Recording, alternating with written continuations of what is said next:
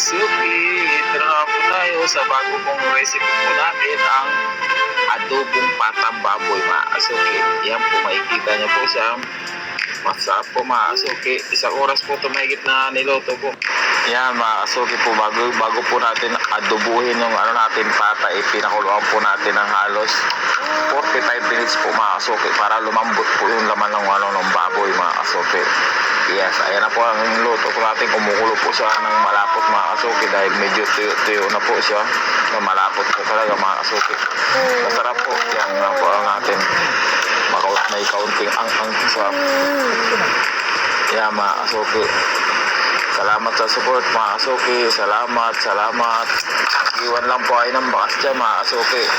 Ako mismo ang pupunta sa inyo. Ito po mga ingredients natin mga kasuki. 1 kilong baboy na pata.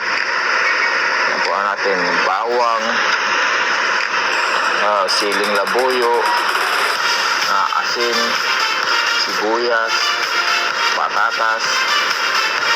Yan po ang mga ingredients natin. Dahon ng laurel, bulaklak ng saging, paminta, magic sarap, pork cube,